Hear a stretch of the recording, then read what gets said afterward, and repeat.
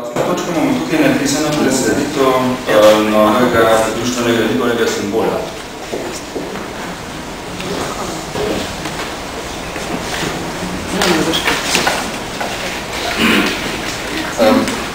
Vodstvo, ki se je ravno kar iztekel mandat, je v zadnjih mesecih pred iztekom razmišljalo o dveh možnih logotipih društva, kot je Srednješolsko društvo Slovenije, najbolj šveste še ima svojega zaščitnega znaka. To se vidi tudi na kroniki, na obvestilih, na spletnih straneh. In tukaj bi da jim predstavil samo, da najdem prvo varianto. Kratko zelo predstavim, ki imamo veliko časa, gre za znake Goričice, se da najde visoko ta podobovati S, vmese pa A. To je barva, varianta, lahko je tudi čas. D je vmes. Da se predstavim. A, D je vmes, ja. No, to je prva varianta.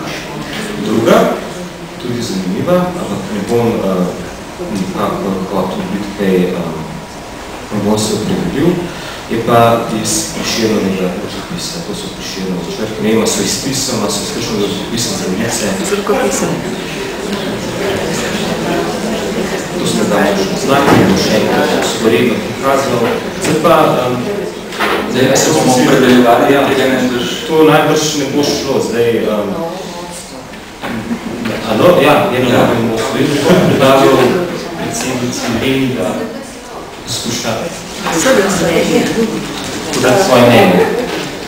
Torej, najbolj jaz vedno po svoji novi vlogi rada vse skupaj lepo pozdravila, se zahvalila pravzaprav bivšemu predsedniku, zdaj že Miranu, da me je pripričal, oziroma da mi je izkazal to zaupanje. Danes sem že slišala dva komentarja. Eden je bil moje sožalje, drug pa je bil mi smo s tabo. Tega drugega sem bila zelo vesela. Upam, da bomo dobro komunicirali, zato je tudi recimo Matjaž bo zaslužen, ker on obvlada vso to sodobno komunikacijsko tehnologijo in da bomo še naprej pravzaprav delali za to društvo tako, kot smo doslej, da tako se dogaja, kot je sam tudi blagajničarka opazila, da je naša dejavnost tudi prinaša neke konkretne utipline in seveda tudi duhovne rezultate. Glede, jaz sem si doma ogledala, bila sta mi poslana oba dva logotipa. Moram reči, da mi vsak všeč na svoj način. Eden se mi zdi tako nekako bolj v sodobnem smislu logotip, to je ta Bohoričica s temi podaljšanimi esi, ki jih verjetno vsi nekako povezujemo starejšo fazo pisavi slovenščine. Ravno tako pa tudi seveda Prešernov rokopis ima pa še neko dodatno vrednost za nas, ker konec koncev zanimivo je, to bom povedala kot anekdoto, Čop kot zelo urejen človek, prijatelj seveda na Prešernov, je imel nemogoče pisavo. To so tisti, ki so Čopkovo korespondenco urejali ugotovili, zelo težko berljiva.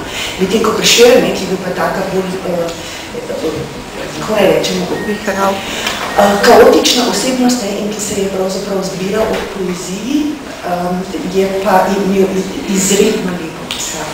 Tako da ta drugi, ki je nekako bolj navpično deluje, ima tudi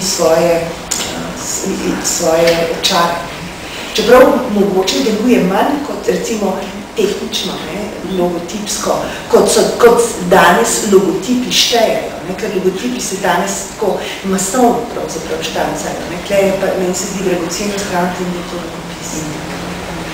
Tako da, mogoče bi moral biti nasodati. Aha, to bo. To je elektronski poti. A, to je elektronski poti. Mogoče pa res. Če bo to, bomo dali nasloviti, je potem mogoče možnost, da se to v eni širši skupnosti dokumentira in odloči. Lahko samo je še dopolnil, Ireno, je meni se zdi Prešernov iz podobnih razlogov kar nekoliko nacenejši, ker je mečken manj konvencionalen, je v taki diagonalno napični ravnini deluje in je bolj dinamičen. Skokolišči so bolj tak tipski. Kaj pa če delimo presluči, kdo je za Prešernovega rotega, kdo je za onega prvega, enako. Kot Slovenci, vedno naredimo. Mislim, da pa samo štete posameznega glasu odločalo.